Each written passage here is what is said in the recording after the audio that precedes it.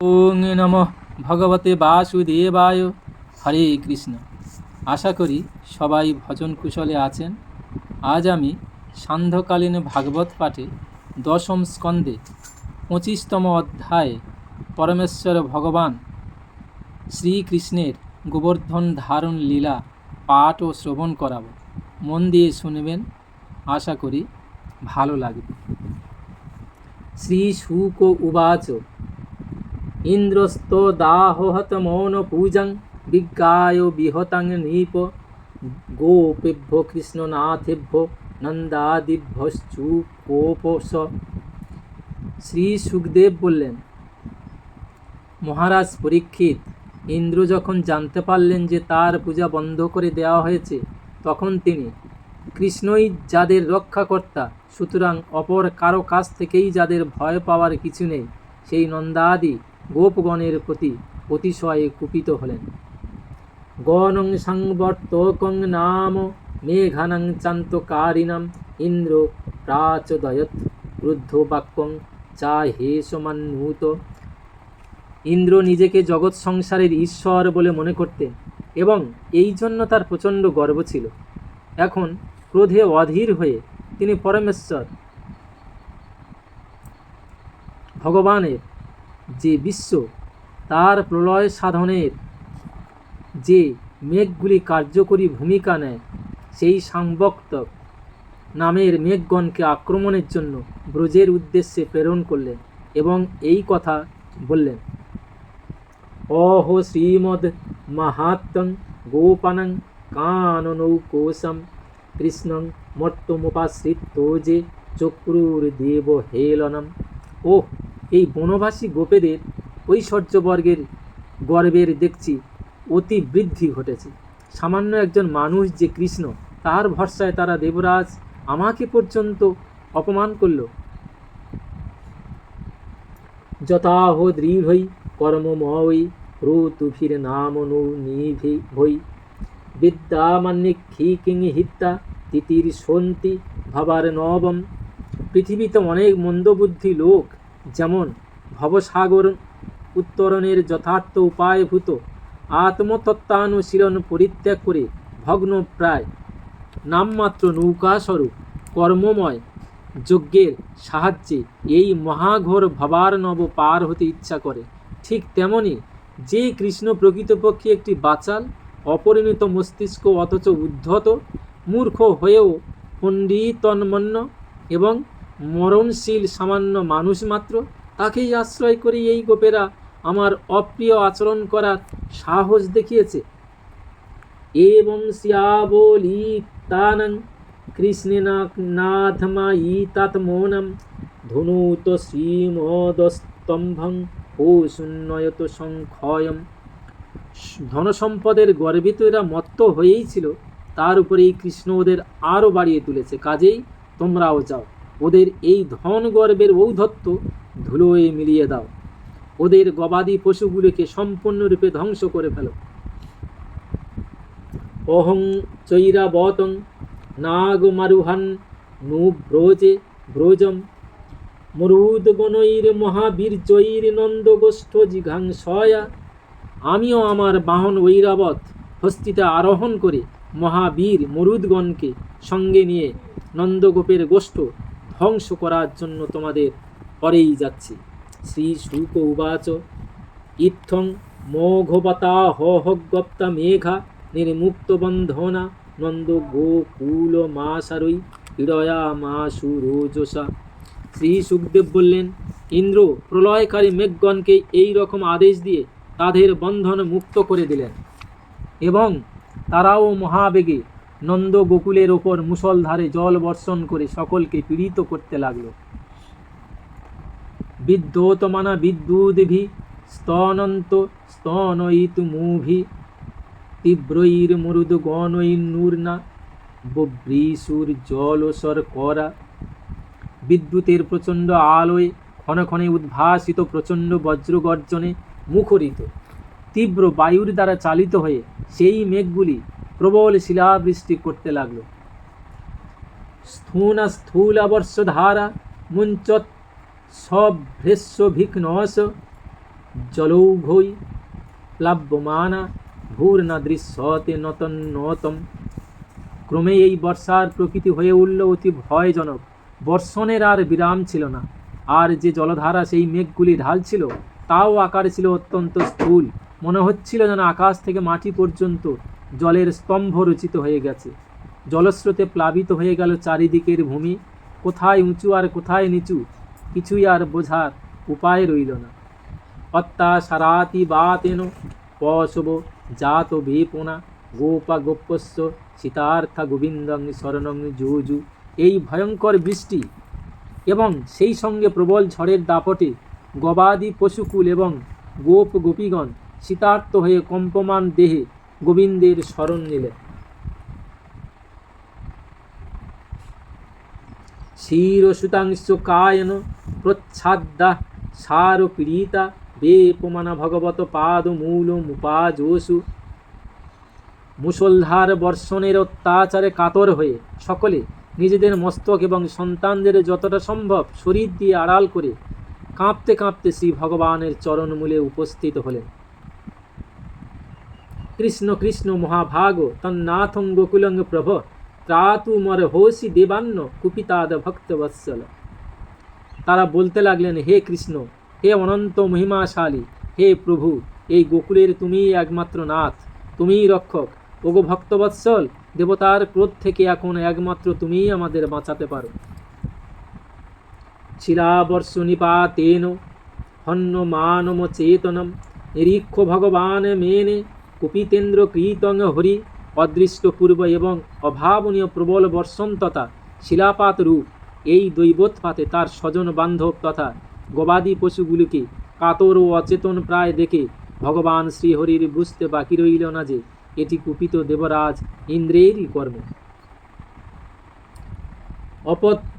অপরতুত্তোলন্নং বর্ষমতিবাতং শিলাময়ম সজাগে বিহ তেহস্মাভিরিন্দ্র নাশায় বর্ষতি।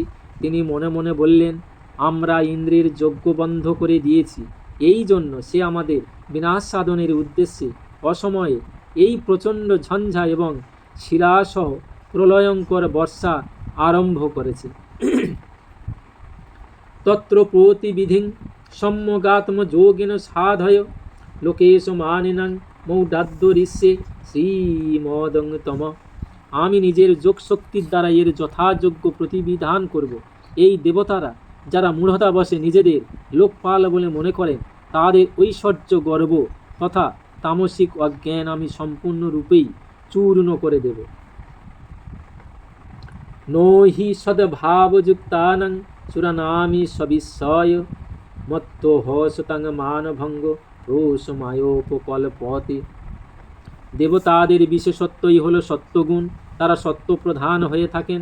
তাদের মধ্যে নিজেদের লোকপালত্যাদিরূপ উচ্চপদের অধিকার বা ঐশ্বর্য হেতু গর্ব থাকা উচিত নয়।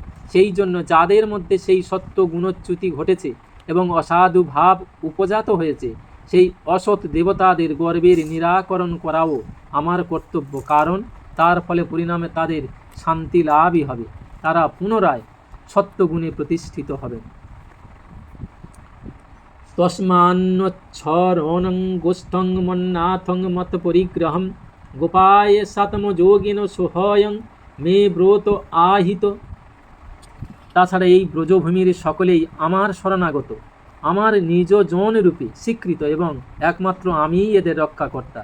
অতএব আমার যোগ মায়া বলে এদের আমি রক্ষা করব। সাধুদের ও শরণাপন্নদের রক্ষা করা তো আমার ব্রতই, তাই তা পালনের সময় উপস্থিত হয়েছে। ইত্যুক্তৈ কেন হস্তেন কৃত্যা গোবর্ধনাচলম দধারু লীলায় কৃষ্ণচ্ছত্রাকুমিব বালক। এই বলে ভগবান শ্রীকৃষ্ণ এক হাতে গিরিরাজ গোবর্ধনকে মাটি থেকে উপড়ে তুলে ফেললেন এবং বালকেরা যেমন খেলার ছলে বর্ষাকালীন ছত্রাক ব্যাঙের ছাতা তুলে হাতে ধরে রাখে সেইভাবে অবলীলাক্রমে সেই পর্বতকে ধারণ করে রইলেন। অথাও ভগবান গোপান হে হন্য তাত ব্রজৌকস যথোপযোসং বিশত গিরিগর্তং সবোধনা। এরপর ভগবান গোপীদের সম্বোধন করে বললেন, শোনো মা, পিতা এবং ব্রজবাসীগণ, আপনারাও শুনুন। আপনারা গবাদি পশুদের এবং অন্যান্য সামগ্রী সমূহ সঙ্গে নিয়ে এই পর্বতের নিচে নিশ্চিন্ত মনে প্রবেশ করুন এবং যথাসুখে অবস্থান করুন। নো ত্রাসই হব কার্য মধ্যস্তাদ্রি নিপাতনে বাতবর্ষ ভয়ে নালং তত ত্রাণং বিহিতং হিব। আমার হাত থেকে এই পর্বত পড়ে যেতে পারে এমন আশঙ্কা করবেন না। ঝড় বৃষ্টির থেকে আর ভয় পাওয়ার কিছু নেই। এসবের হাত থেকে আপনাদের রক্ষা পাওয়ার ব্যবস্থা হয়ে গেছে। তথানির বিশুর গতং কৃষ্ণা শাসিত মানসা যথাবকাশং সধনা সব্রজা সোপজীবিন। শ্রীকৃষ্ণ এইভাবে তাদের আশ্বস্ত করলে সেই গোপগণ নিরুদ্বিগ্ন মনে নিজেদের গোধন, গো শকট, আশ্রিত পরিজন, পুরোহিত এবং ভৃত্যদের নিয়ে ধীরে সুস্থে সেই পর্বতের নিম্নবর্তী আশ্রয়স্থলে প্রবেশ করলেন। ক্ষুদ্রীড় ব্যথং সুখাপেক্ষাং হিত্তা তৈর ব্রজবাসিভি বিক্ষমান দধাবুদ্রিং সপ্তাহং না চলত পদাত। এরপর সেই ব্রজবাসীদের চোখের সামনে একটানা 7 দিন সেখান থেকে এক পাও না নড়ে সেই পর্বতকে ধারণ করে রইলেন। ব্রজবাসীরা অবাক বিস্ময়ে দেখলেন, ক্ষুধা তৃষ্ণার কষ্টের বোধ, শারীরিক সর্বপ্রকার সুখ বা আরামের ইচ্ছাই বিসর্জন দিয়ে তিনি অচলভাবে অবস্থিত শরণাগতের বিপদ বর্ষা নিবারণে নিত্য জাগরুক অভয় বিতরণকারী সানন্দ সহাস্য গিরিধারী মূর্তি। কৃষ্ণ যোগানুভাবং তং নিশম্যেন্দ্র হতি বিস্মিত নিস্তম্ভ ভ্রষ্ট সংকল্প শানে মেঘান সংন বারয়ত। এদিকে শ্রীকৃষ্ণের যোগ শক্তির এই অবিশ্বাস্য প্রভাব দেখে ইন্দ্রের বিস্ময়ের আর সীমা রইল না এবং তিনি নিজের ব্রজধ্বংসের সংকল্প পূর্ণ করতে না পারায় তার দর্পও চূর্ণ হল। হতমান হয়ে তিনি নিজের মেঘগুলিকে বর্ষণ করা থেকে নিবারিত করলেন। খং ব্যভ্রো মুদিতাদিত্যং বাতবর্ষং চ দারুণম নিশম্য পরতং গোপন গোবর্ধন ধরহ ব্রবীত। শ্রীকৃষ্ণ দেখলেন আকাশের মেঘ কেটে গেছে, ভয়ঙ্কর ঝঞ্ঝা এবং বর্ষা বন্ধ হয়ে গেছে এবং আকাশে সূর্য আবার স্বমহিমায় প্রকাশিত। তখন সেই গিরি গোবর্ধনধারী ভগবান গোপগণকে বললেন, নির্যাত ত্যজত ত্রাসং গোপা স্বস্ত্রীধনার ভোকা উপারতং বাতবর্ষং বুদপ্রায়স্য নিম্নোগা। হে গোপগণ, আপনারা আর ভয় পাবেন না। দেখুন, ঝড় বৃষ্টি থেমে গেছে, নদীগুলির জলও কমে এসেছে। সুতরাং এবার আপনারা স্ত্রী পুত্র পরিজন তথা অন্যান্য দ্রব্যাদি এবং গোধন সমূহ সঙ্গে নিয়ে বাইরে বেরিয়ে আসুন। ভগবানের অভয়বাণী শুনে ততস্তে নির্যযুগর গোপা সং সমাদায় গোধনম সকটোট পকরং স্ত্রী বালস্থ বীরা সনৈ। ভগবানের অভয় বাণী শুনে তখন স্ত্রী, বালক, বৃদ্ধ সহ গোপগণ সকলেই নিজেদের গোধন সঙ্গে নিয়ে এবং অন্যান্য দ্রব্য সকটে স্থাপন করে ধীরে ধীরে সেই পর্বতের তলদেশ থেকে বাইরে এলেন। ভগবানুপিতং শৈলং স্বস্থানে পূর্ববত প্রভু পশ্যতাং সর্বভূতানং স্থাপয়ামাস লীলয়া। সর্বশক্তিমান ভগবান সকলের চোখের সামনেই অবলীলাক্রমে সেই পর্বতকে আবার পূর্বের মতো স্বস্থানে স্থাপিত করলেন। তং প্রেম বেগান্নীভূতা ব্রজৌকশ যথাসময়ু হরিরম্ভনাদিভি গোপ্যশ্চ সস্নেহম পূজয়ন মুদা দধ্যক্ষতাদিভির্যুযুযু সদাশীষ।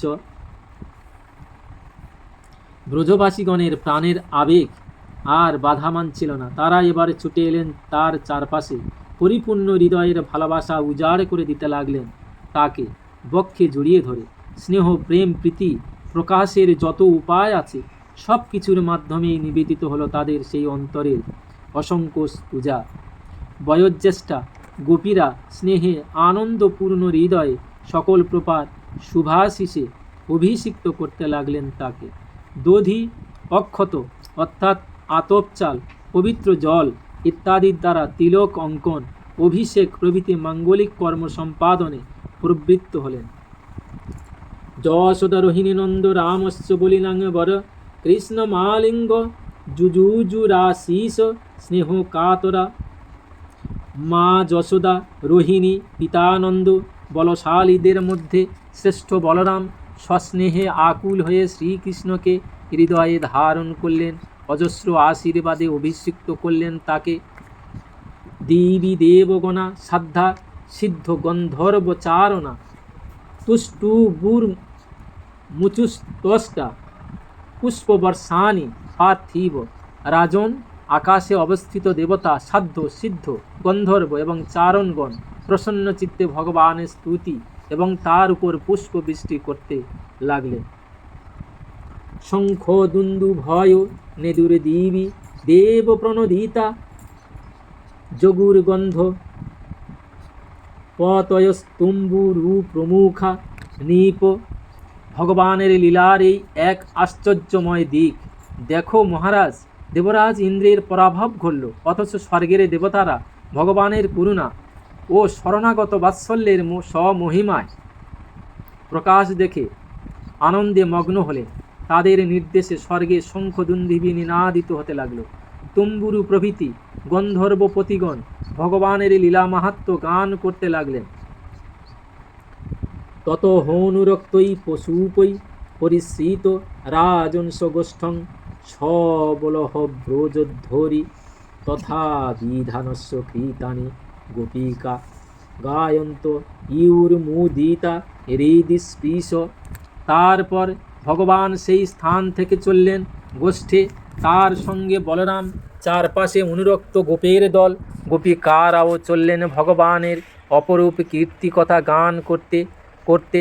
মহারাজ পরীক্ষিত, তাদের আনন্দের আর সীমা পরিসীমা ছিল না, কারণ হৃদয়গ্রাহী এই লীলাটি তাদের প্রত্যক্ষ করার সুযোগ হয়েছিল সম্মুখ থেকে, এবং অন্যান্য লীলার তুলনায় দীর্ঘকালব্যাপী 1 সপ্তাহ এই ঐশ্বর্য প্রকাশের ঘটনায় তারা তাদের হৃদয়হরণ শ্যামসুন্দরের অবিচ্ছেদ্য সান্নিধ্য উপভোগ করতে পেরেছিলেন। ওং নমো ভগবতে বাসুদেবায়। ওং নমো ভগবতে বাসুদেবায়।